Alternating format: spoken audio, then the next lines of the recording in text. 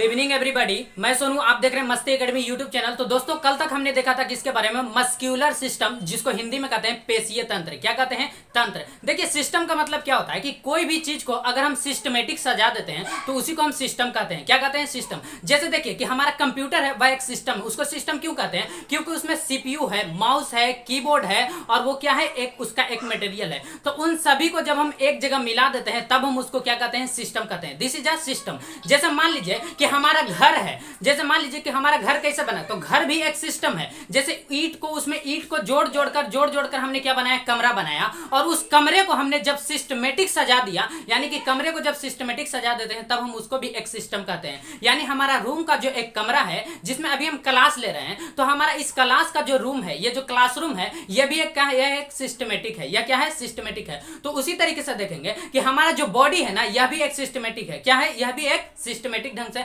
यानी कि अपने तरीके से, यानी हमारे शरीर के अंदर का कुछ ऐसा भी मस्कुलर सिस्टम है जो कि अपने तरीके से काम करता है, और कुछ ऐसा भी मस्कुलर सिस्टम है जो हमारी बातों को नहीं मानता है, जिसको हम अनवॉल्यूंटरी मसल्स कहते हैं, यानी हमारी बातों को नहीं मानता है। और कुछ ऐसे भी है जो हमारी बात को मानता है, उसको हम वॉल्यूंटरी मसल कहते हैं। तो कल तक हमने किसके बारे में देखा था? वॉल्यूंटरी मसल के बारे में, जिसको हम कहे थे कि मस्कुलर सिस्टम जो है ना हमारे शरीर के अंदर 6 3 9 है, जिसको हम संख्या में बोले थे आपको कि 6 3 9 याद रखेंगे। क्यों? क्योंकि 6 3 9 याद करने में आसानी होता है। जब हम 6 को 3 में ऐड करते हैं तो 9 आता है। आता है कि नहीं? ऑफ कोर्स आप लोग जानते होंगे कि 6 को 3 में ऐड करते हैं तो 9 आता है। इसीलिए हम इसको याद करने का हमने ट्रिक बताया था कि 6 3 9 बोलेंगे। क्या बोलेंगे? 6 3 9। यानी कि इसको हम ये नहीं कहेंगे कि 639, यानी कि 639 हम नहीं कहेंगे। क्या कहेंगे? 6 3 9। याद करने में आसानी होगा कि जब हम 6 को 3 में ऐड करते हैं तो 9 आता है। क्या आता है? 9 आता है। आई होप आप इसके बारे में समझे होंगे। अब हम बढ़ते हैं किसकी ओर बढ़ेंगे? अब हम बताते हैं आपको, आज हम बताने वाले हैं डाइजेस्टिव सिस्टम, जिसको हिंदी में पाचन तंत्र कहते हैं। देखिए डाइजेस्टिव सिस्टम जो होता है वो हमारा मुंह से प्रारंभ हो जाता है। मुंह को हम कहते हैं मुख कहते हैं। क्या कहते हैं? मुख। यानी कि डाइजेस्टिव सिस्टम जो पाचन तंत्र होता है वो हमारा मुंह से प्रारंभ हो जाता है। किससे? उसका हम स्ट्रक्चर भी आपको दिखाएंगे कि कहां से प्रारंभ होता है और कहां जाता है। इसको मैं दिखाऊंगा कि कहां कहां पर भोजन जो होता है कैसे कैसे टूटता है और लास्ट में जाकर के कैसे पचता है, इसको हम आपको दिखाएंगे। तो आप बने रहेंगे और हाँ, बिना स्किप किए देखेंगे, आपको 100% समझ में आएंगे। तो देखिए मैं कल वाला रिवीजन कर देता हूं कि मस्कुलर सिस्टम जो था आपका, मस्कुलर सिस्टम ये क्या था? मस्कुलर सिस्टम जिसको हमने कहा था पेशीय तंत्र। इसकी टोटल संख्या 6 3 9 है। कितनी है? 6 3 9। सवाल पूछता है कि हमारा शरीर का यानी कि सबसे लंबी क्या? Muscular system. सबसे लंबी कोशिका सबसे लंबी क्या है? अगर मसल्स पूछा जाएगा तो वो कौन सा होगा? सार्टोरियस। जो कि हमने बताया था कि जब हम बताए थे कि आपको जांग जिसको हम फीमर कहते हैं, उर्दू में उरू कहा जाता है। क्या कहा जाता है? उरू कहा जाता है। तो आप देखेंगे कि जांग में जो मांसपेशियां पाया जाता है उसको हम कहते हैं सार्टोरियस। क्या कहते हैं? सार्टोरियस। जो कि हम कल के क्लास में बताए थे, इसलिए अभी हम आपको लिख कर नहीं दिखा रहे हैं ताकि आपको जो है कि जल्दी से फटाफट से जो है मैं आगे का क्लास बताऊं डाइजेस्टिव सिस्टम के बारे में। तो आप जो है कि सुनते चलेंगे ताकि आपको रिवीजन होगा। तो ये जो आपने देखा था कि नंबर 1 में देखा था कि सबसे लंबी यानी कि लॉन्ग मस्कुलर सिस्टम, सबसे लंबी जो है कि पेशीय तंत्र कौन था? मैं शॉर्ट में लिख देता हूं सिस्टम। तो सबसे लंबा जो था जिसको हमने कहा था सार्टोरियस, जो कि जांघ में पाया जाता है। कहां पाया जाता है? जांघ में। देखिए उसके बाद हमने बताया था कि सबसे छोटा, सवाल पूछता है कि हमारे शरीर की सबसे छोटी हड्डी, तो कान में हमने 3 हड्डी बताया था। एक कान में 3 हड्डी, 2 कान में 6 हड्डी होता है, जिसको हमने शॉर्ट में बताया था कि मीस बोलेंगे। क्या बोलेंगे? मीस। जिसको हम कहते हैं मेलियस इनकस स्टेप्स। क्या होता है? Malleus incus steps. ये जो हड्डी होता है ये हमारे शरीर की सबसे छोटी हड्डी होता है। इसी प्रकार से आप देखेंगे कि हमारे शरीर की सबसे छोटी मांसपेशियां यानी कि सबसे छोटी मसल्स जो होता है, जिसको हम पेशियां कहते हैं, उसको कहते हैं स्टेपिडस। क्या कहते हैं? स्टेपिडस। तो स्टेपिडस सबसे छोटी मसल्स होता है, जबकि स्टेपिस सबसे छोटी हड्डी होती है। क्या होती है? सबसे छोटी हड्डी। तो देखिए आप जो है ना कि इसको अगर मैच करके याद करेंगे ना तो आपको याद करने में आसानी होगा। अलग अलग करेंगे तो आपको प्रॉब्लम हो सकता है। देखिए सेकंड हमने बताया था, ये तो आपका सेकंड हो गया। सेकंड क्या हो गया? स्टेपिडस। उसके बाद हमने बताया था स्टेपिडस जो कि कहां मिलेगा आपको? कान में। कहां मिलेगा? कान में। मैं यहां पर लिख देता हूं। उसके बाद था कि हमारा शरीर का सबसे जो है कि चौड़ा अगर बोला जाएगा, आप बताइए कि मांसपेशियां लंबी भी होती है, चौड़ी भी होती है, कुछ मांसपेशियां छोटी भी होती है। तो आपको देखना है कि सबसे चौड़ी, जिसको देखिए चौड़ी को अंग्रेजी में कहते हैं फ्लैट। क्या कहते हैं? फ्लैट। तो आप कह सकते हैं कि फ्लैट मसल्स, क्या कह सकते हैं, फ्लैट मसल्स। तो देखिए कि फ्लैट मसल्स जो होता है यानी कि सबसे चौड़ी मांसपेशियां जो होता है वो आपको कमर में मिलेगा। देखिए जब हम बताए थे कि पैर की हड्डी जहां जाकर के जुड़ती है उसको कहते हैं पैल्विक, क्या कहते हैं, पैल्विक, और हाथ की हड्डी जहां जाकर के जुड़ती है उसको एस्केपुला कहते हैं। तो देखिए कि पैल्विक में पैर की हड्डी जाकर के जुड़ती है, दो पैर है, दो पैर जाकर के जुड़ता है, उसको हम कहते हैं पैल्विक। कहां जुड़ता है, पैल्विक से जुड़ता है। तो देखिए ये जो आपने देखा कि फ्लैट मसल्स ये आपको कमर में मिलेगा। आपका जो कमर की हड्डी है, देखिए मैं जूम करके दिखा सकता था, लेकिन आप लोग जो है कि क्या करेंगे, समझ जाएंगे आप खुद से कि फ्लैट मसल्स जो होता है वो कमर में पाया जाता है। कहां पाया जाता है, यानी कि सबसे बड़ी जो होती है मसल्स यानी कि पेशीय तंत्र वो आपको कहां मिलेगा, कमर में मिलेगा। सबसे लंबी कहां मिलेगा, आपको जांघ में मिलेगा, और सबसे छोटी कान में मिलेगा। तो आई होप आप इसको समझे होंगे। इसके बाद हम किसके बारे में बताए थे, चलिए उसको रिवीजन करते हैं। चलिए इसको मिटा दूं, चलिए मिटा देते हैं, ध्यान से देखेंगे।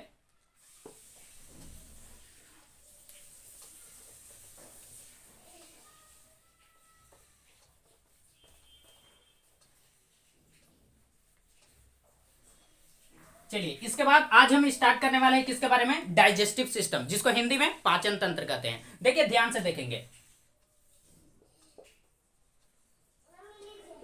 डाइजेस्टिव, देखिए सिस्टम मैंने शॉर्ट में लिख दिया, क्या है, डाइजेस्टिव सिस्टम।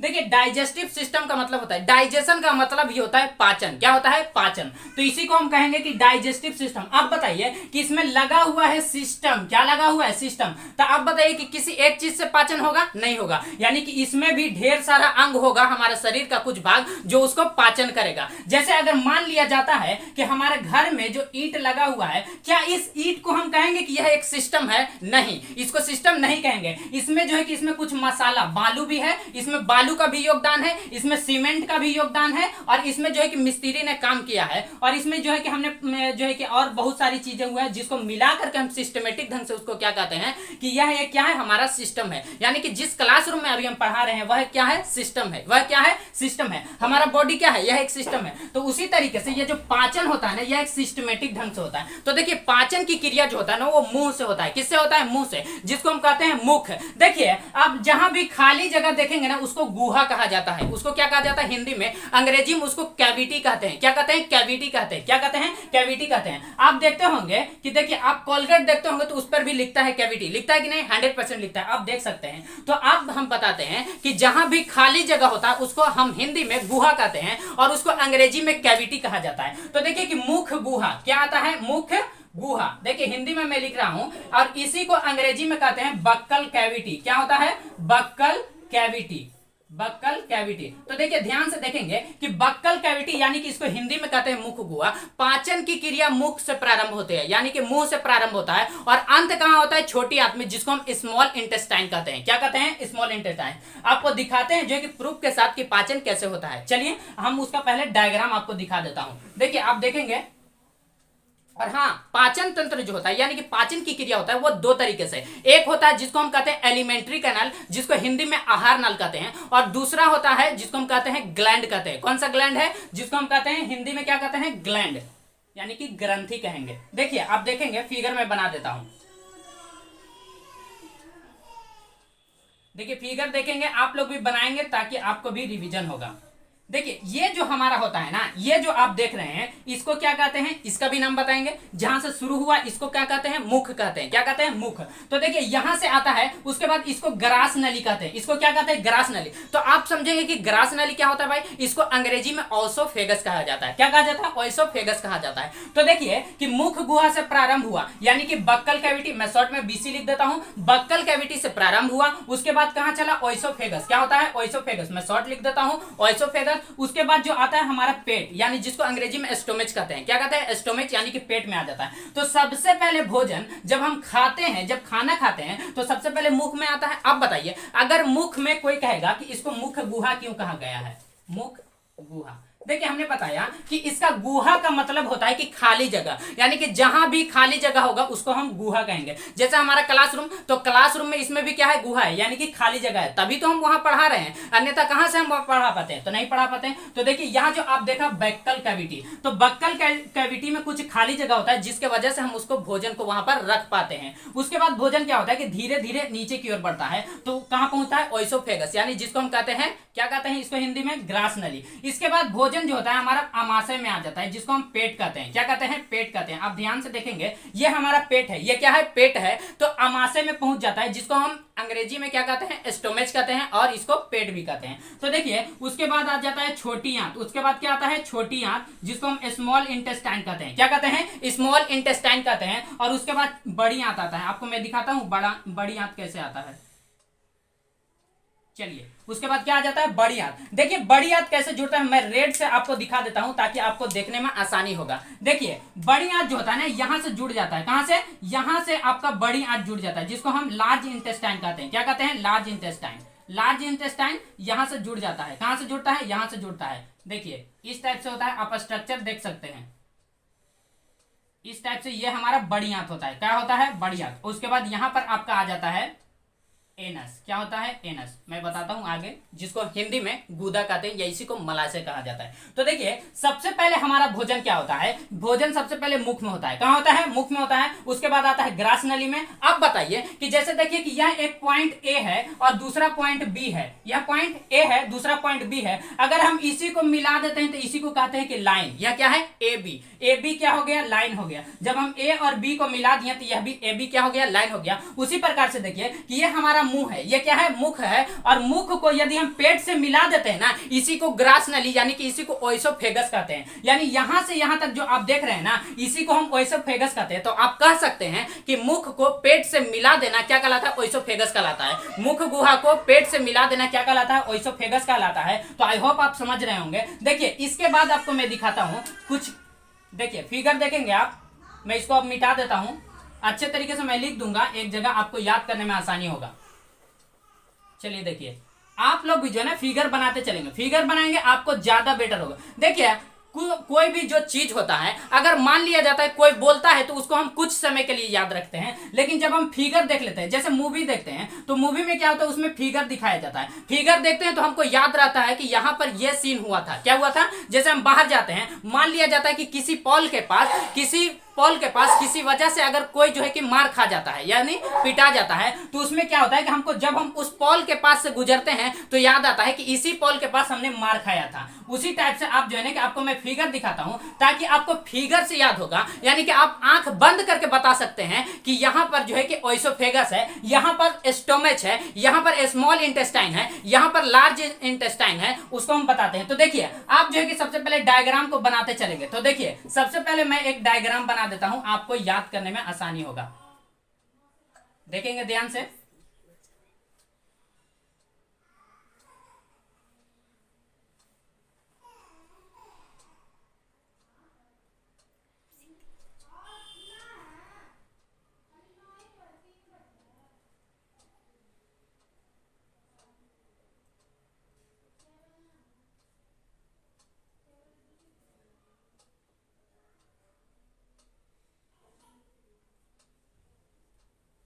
चलिए ध्यान से देखेंगे।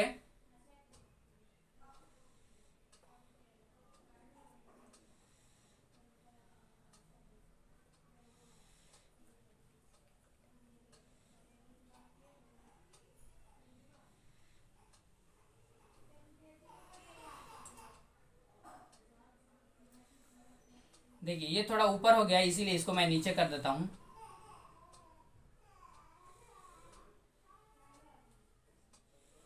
क्योंकि ये हमारा मुख से जाकर जुड़ता है। किससे जुड़ता है? मुख से। यहां पर इसका आई हो जाता है। क्या होता है? आई।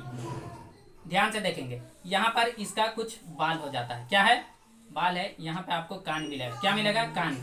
आप जनरली आप समझ सकते हैं, वैसे मैं डायग्राम ऐसे ही आपको समझने के लिए बना दे रहा हूं ताकि आप समझ पाएंगे। क्या पाएंगे? समझ पाएंगे। तो आपको समझने के लिए मैंने एक डायग्राम बना दिया है। आप ध्यान से देखेंगे, आपको समझ में आएगा। क्या आएगा? समझ में आएगा कि इसका मतलब क्या है। देखिए ध्यान से देखेंगे। देखिए सबसे पहले ये जो हमारा आता है, ये हमारा मुख हो जाता है। ये मुख से आकर के जुड़ जाता है। किससे जुड़ता है? मुख से जुड़ता है। तो इसीलिए हम इसको बक्कल कैविटी कहते हैं। क्या कहते हैं? बक्कल कैविटी कहते हैं। और ये हमारा हो जाता है ओइसोफेगस, जिसको हम ग्रास नली कहते हैं। ये हमारा स्टोमेच आ जाता है। देखिए अब मैं इसका पूरा जो है कि अंग बना देता हूं। देखिए आप ध्यान से देखेंगे, ये आप देख सकते हैं।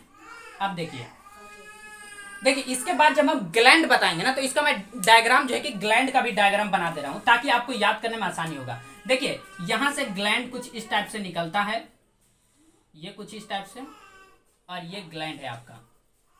मैं इसको कलर कर देता हूं।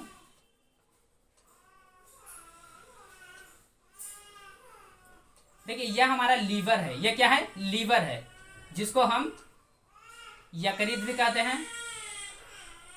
क्या कहते हैं, यह हमारा लीवर है। और इसी के नीचे होता है, इसी के नीचे होता है गॉल ब्लैडर। क्या होता है, गॉल ब्लैडर होता है, जिसको हम क्या कहते हैं, देखिए ये है हमारा गाल ब्लैडर। तो गाल ब्लैडर जो होता है ना, वो लीवर के नीचे है। आप कहेंगे कि हमारे शरीर में जो लीवर होता है वो किस साइड होता है। देखिए मैं ऐसे खड़ा हूं तो मैं मेरा राइट साइड अगर पेट में देखेंगे ना यहां पर, तो आपको मिलेगा गाल में, आपको क्या मिलेगा, लीवर मिलेगा। क्या मिलेगा, लीवर। देखिए लीवर में जो सेल डिवीजन होता है ना वो काफी तेजी से होता है। अगर इसमें आपको कोई छुरा मार देगा ना तो वो जो है कि काफी तेजी से सेल डिवीजन करके वो जल्दी से ठीक कर लेता है। लेकिन यही अगर छुरा आपको अगर इस साइड में मार दिया जाएगा तो वो आपको ठीक नहीं हो पाता है, क्योंकि इसमें लीवर में सबसे तेजी से, सवाल होता है कि सबसे तेजी से सेल डिवीजन कहां होता है, यानी कि कोशिका विभाजन सबसे तेजी से कहां होता है, तो आपको कहां होता है, लीवर में। सवाल पूछेगा कि शरीर का हमारा वह कौन सा अंग है जिसमें जो है कि सेल डिवीजन नहीं होता, तो आपका ब्रेन होता है। क्या होता है, हम बता चुके हैं पीछे, तो वो क्या होता है, ब्रेन होता है। ब्रेन में सेल डिवीजन नहीं होता। हमने बताया था कि ब्रेन हम जब बताएंगे तो आपको बताएंगे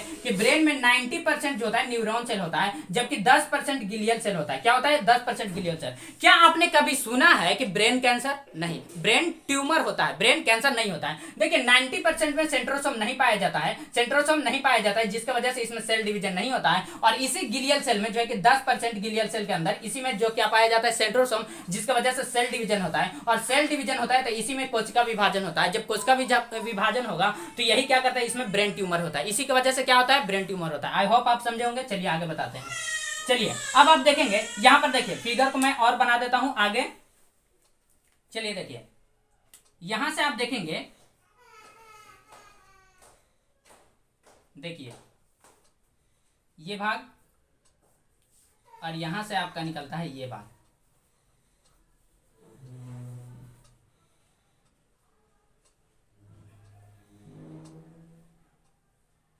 उतनी अच्छी फिगर तो मैं नहीं बना पा रहा हूं, सिर्फ समझाना है इसीलिए मैं बता दे रहा हूं। ठीक है, चलिए ध्यान से देखेंगे। देखिए अब मैं बताता हूं आपको कि ग्रास नली किसको कहा जाता है, बक्कल कैविटी किसको कहा जाता है, स्टोमेज किसको कहा जाता है। अब मैं लिख देता हूं, रेड कलर से मैं लिख दे रहा हूं, और नहीं तो ग्रीन से ही लिख देता हूं। चलिए देखिए ये हमारा भाग हो जाता है बक्कल कैविटी।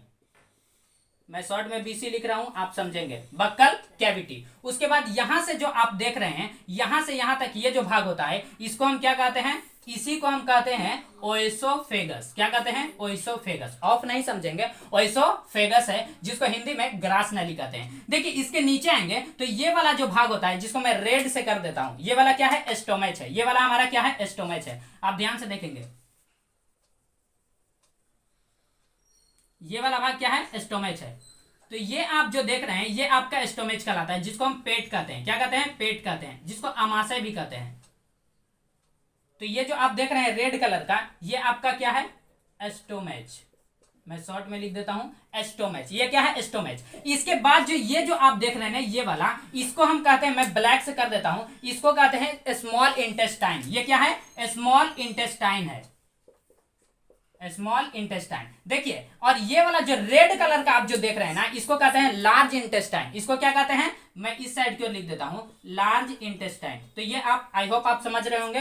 तो ये वाला हो गया बक्कल कैविटी, उसके बाद ओएसोफेगस, उसके बाद स्टोमेच। यानी कि आप देखेंगे कि जब आप खाना खाते होंगे तो सबसे पहले खाना मुख में आता है कि नहीं, उसके बाद चला आता है ग्रास नली में यानी ओएसोफेगस में, उसके बाद आपका चला आता है स्टोमेच यानी कि पेट में, और उसके बाद चला आता है आपका जाकर के स्मॉल इंटेस्टाइन यानी कि छोटी आंत में, उसके बाद आपका चला आता है बड़ी आंत में। कहां जाता है, बड़ी आंत में। इसको मैं डिटेल से बताऊंगा कि छोटी आंत में कैसे होता है, स्टोमेच में आता है तो क्या होता है, जब छोटी स्मॉल इंटेस्टाइन में खाना पहुंचता है तो उसका क्या होता है। उसके बाद लास्ट में आपका आ जाता है मलाशय, जिसको अंग्रेजी में एनस कहते हैं, अंग्रेजी में एनस कहते हैं। क्या कहते हैं, एनस कहते हैं, जिसको हिंदी में गुदा भी कह सकते हैं। क्या कह सकते हैं, गुदा भी कह सकते हैं। देखिए एनस में जब भोजन यहां पर पहुंचता है तो वो लैट्रिन का रूप ले लेता है। किसका रूप ले लेता है, लैट्रिन का रूप। यानी कि जब भोजन यहां पर पहुंचता है तो वो किसका रूप ले लेता है, लैट्रिन का रूप। तो आई होप आप समझ रहे होंगे इसके बारे में कि मैं क्या बताना चाह रहा हूं। तो देखिए सबसे पहले जो आपने देखा कि ये जो डाइजेस्टिव सिस्टम होता है, पाचन की क्रिया मुख से प्रारंभ होती है,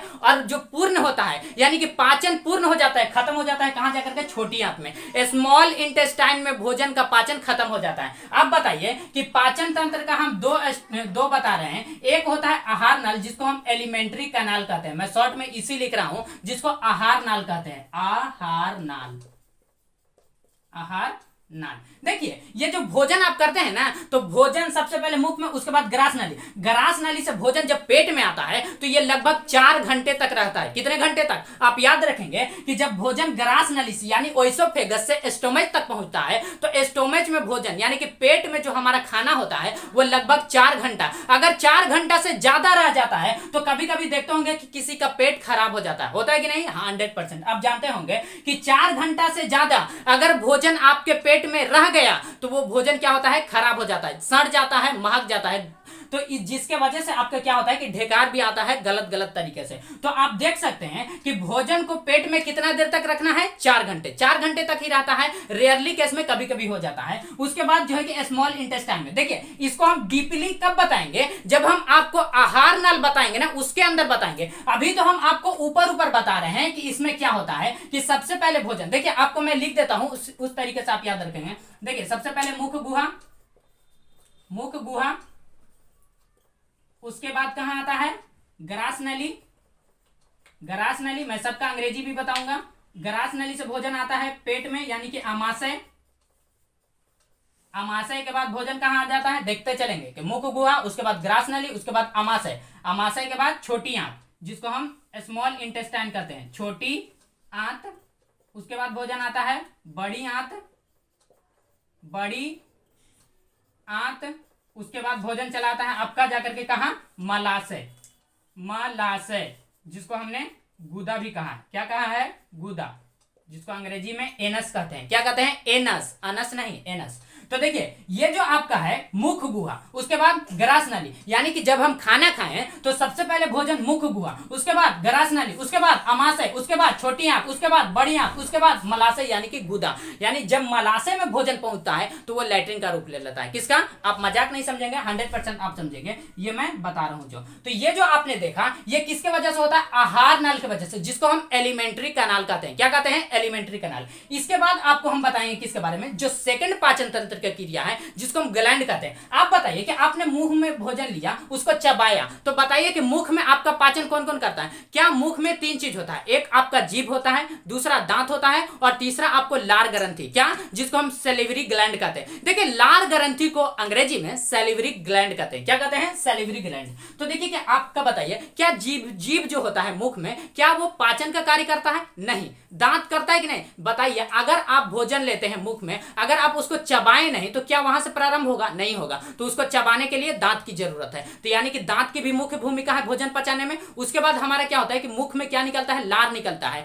मुख में लार निकलता है। देखिए आप जो दिन में होते होंगे तो दिन में आपको नहीं पता चलता होगा कि मुख से लार निकलता है, लेकिन जब आप रात में सोते हैं तो सोने के बाद आप ब्रश क्यों करते हैं? ब्रश क्यों करते हैं? मुंह क्यों महकता है? क्योंकि जब हम सो रहे होते हैं तो उस समय हमारे मुंह से क्या होता है कि लार निकलते रहता है। क्या निकलता है? लार निकलता है। और वो कौन सा लार होता है उसको हम आगे बताएंगे आपको डीपली। तो ये जो आपने देखा कि भोजन सबसे पहले मुख गुहा, ग्रास नली, आमाशय, छोटी आंत, बड़ी आंत, मलाशय, गुदा।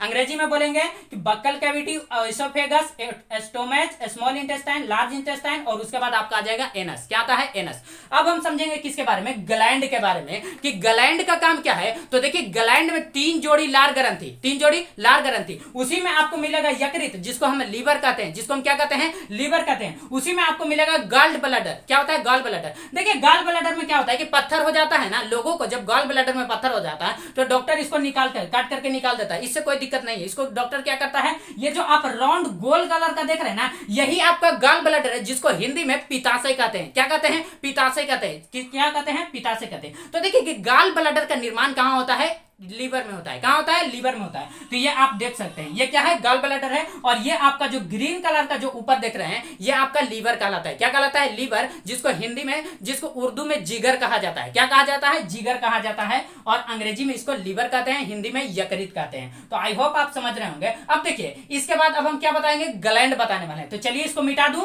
चलिए, एलिमेंट्री कैनाल आई होप आप समझ गए होंगे। एलिमेंट्री कैनाल के अंदर हम कल का क्लास में बताएंगे मुख गुहा, और मुख गुहा के अंदर आपको बताएंगे लार ग्रंथि जिसको हम सैलिवरी ग्लैंड कहते हैं। उसके बाद दांत के बारे में बताएंगे। कल का क्लास तो दांत के बारे में ही पढ़ाएंगे तो आपका खत्म हो जाएगा, क्योंकि दांत जो होता है ना वो कितने प्रकार का होता है उसके बारे में बताएंगे। देखिए, मनुष्य में जो दांत निकलता है ना वो 52 निकलता है। आपके जीवन में आप जिंदगी भर आप सोचते होंगे कि ऐसे तो 32 ही दांत होता है, 20 दांत दूध के दांत होते हैं, 20 दांत दूध के दांत होते हैं जो कि एक बार टूट जाते हैं उसके बाद दोबारा निकलता है। तो आप बताइए कि टोटल दांत कितना, 32 टोटल निकलता कितना है, 32 है। लेकिन आप बताइए कि 20 क्या होता है कि टूट करके फिर से निकलता है, तो 20 और 32 को ऐड करेंगे तो 52 ना हुआ। यानी कि हमारे जिंदगी में टोटल दांत निकलती है तो उसकी संख्या कितनी है, 52 है। ऐसा नहीं आप याद रखेंगे कि 32 दांत, नहीं 32 दांत नहीं, कितनी दांत, 52 दांत। आपको डिटेल से कल के क्लास में दांत के बारे में बताएंगे। तो चलिए अब हम बताते हैं ग्लैंड के बारे में। इसको मिटा देता हूं, चलिए ध्यान से देखें, नोट डाउन करते चलेंगे। अगर नोट डाउन नहीं किया तो वीडियो को पॉज करके स्क्रीनशॉट ले लें। चलिए इसको मिटा दूं।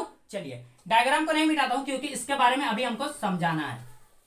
चलिए आप सेकंड टर्म देखेंगे, ग्लैंड क्या है, इसको संबंध पाचन ग्रंथि भी कहा जाता है। आप बताइए कि हिंदी में बोलेंगे यानी कि कनेक्टिंग, क्या होता है, कनेक्टिंग बोलेंगे। संबंध का मतलब क्या होता है, अरे भाई एक दूसरे को जोड़ना संबंध कहलाता है। तो जोड़ेंगे तो कनेक्ट करेंगे कि नहीं, तो उसी टाइप से इसी को कनेक्टिंग ग्लैंड भी आप कह सकते हैं, जिसको संबंध पाचन ग्रंथि। देखिए पाचन का मतलब क्या होता है, डाइजेशन। पाचन का मतलब क्या होता है, डाइजेशन। तो आप सेकेंड टर्म में देखेंगे कि डाइजेस्टिव क्या है, डाइजेस्टिव ग्लैंड क्या है, डाइजेस्टिव ग्लैंड, डाइजेस्टिव ग्लैंड जिसको हिंदी में पाचन ग्रंथि या इसी को लोग कहते हैं संबंध पाचन ग्रंथि। अरे भाई उतना लंबा बोलने से क्या जरूरत है, यदि मेरा काम इतना ही में हो जा रहा है तो बड़ा बोलने से क्या फायदा। तो देखिए जैसे अब्दुल कलाम, जो एपीजे अब्दुल कलाम आजाद थे, तो बहुत से लोग एपीजे अब्दुल कलाम आजाद नहीं बोलते हैं, क्या बोलते हैं, डायरेक्ट बोलते हैं अब्दुल कलाम आजाद। बहुत उनका लंबा नाम था। उसी टाइप से आप देखेंगे कि जब इससे काम चल जा रहा है तो उसको बोलने का क्या फायदा है कि connecting digestive gland,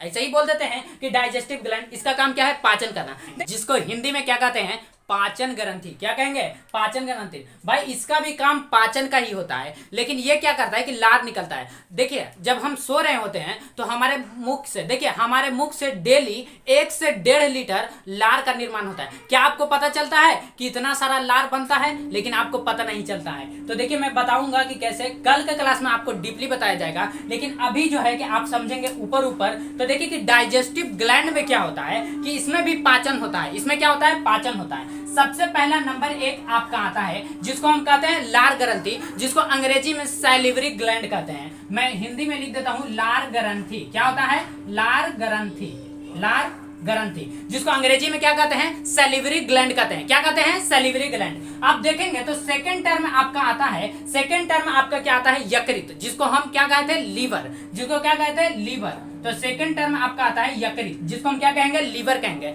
third term आपका आता है, थर्ड नंबर आपका आता है, क्या आता है, गॉल ब्लैडर। क्या आता है, गॉल ब्लैडर, जिसको हम पित्ताशय कहते हैं, जिसको क्या कहते हैं, पित्ताशय। आप कहेंगे कि ये पित्ताशय क्या होता है, देखिए ध्यान से समझेंगे। लोग सोचते हैं कि मानव जो होता है ना, जितने भी मानव, चाहे वो लड़का हो चाहे वो लड़की हो, वो स्तनधारी होता है। क्या होता है, स्तनधारी।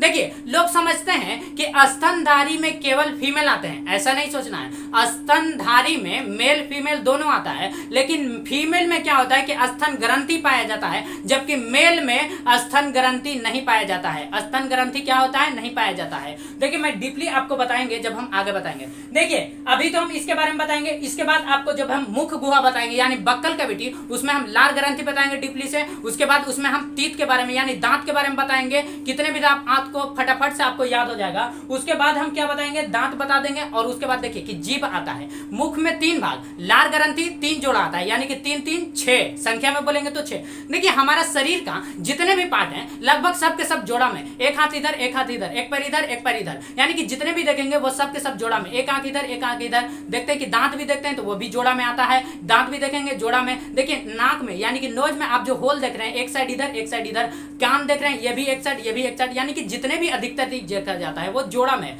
हम क्यों है जोड़ा में हम बता चुके हैं, जब हम क्रोमोसोम बता रहे थे, आपको गुणसूत्र बता रहे थे, तो उसमें हम आपको बताए थे। तो देखिए ये जो जीभ का बात आता है, आपको हम जीभ बताएंगे सेंस ऑर्गन जब हम बताएंगे। क्या बताएंगे, सेंस ऑर्गन जब हम आपको बताएंगे तब हम उसमें जीभ के बारे में बताएंगे। तो देखिए आप जो देखा कि पहला नंबर लार ग्रंथि दूसरा यकृत, तीसरा पित्ताशय। तीसरा क्या आता है? पित्ताशय। इसको अंग्रेजी में क्या कहते हैं? Salivary gland. इसको क्या कहते हैं? यकृत को लीवर कहते हैं और इसको पित्ताशय को कहते हैं गॉल ब्लैडर। क्या कहते हैं? Gall bladder. चौथा नंबर आपका आता है 4 नंबर, जिसको हम अग्नाशय कहते हैं। देखिए अग्नाशय, आप कहिएगा कि ये अग्नाशय क्या होता है। देखिए समझिएगा, कभी कभी आप देखते होंगे कि किसी को क्या होता है, आप देखते होंगे कि ये क्या होता है। सबसे पहले आपने देखा कि लार ग्रंथि, यकृत, पित्ताशय, अग्नाशय। ये टर्म आप याद रखेंगे, ये टर्म आपको याद रखना है कि लार ग्रंथि, यकृत, पित्ताशय, अग्नाशय, पित्ताशय, अग्नाशय, पित्ताशय, अग्नाशय। देखिए समझिएगा कि ये वाला जो आप भाग देख रहे हैं ये आपका लीवर है। ये क्या है? लीवर है, जिसको हमने यकृत कहा है। उसके बाद आप देख सकते हैं कि पित्ताशय, ये वाला आपका पित्ताशय जिसको हम गॉल ब्लैडर कहते हैं। क्या कहते हैं? Gall bladder.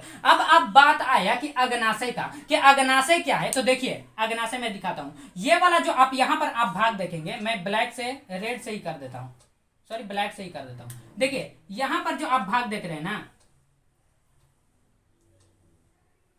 और इसमें मैं ग्रीन से कर दे रहा हूं।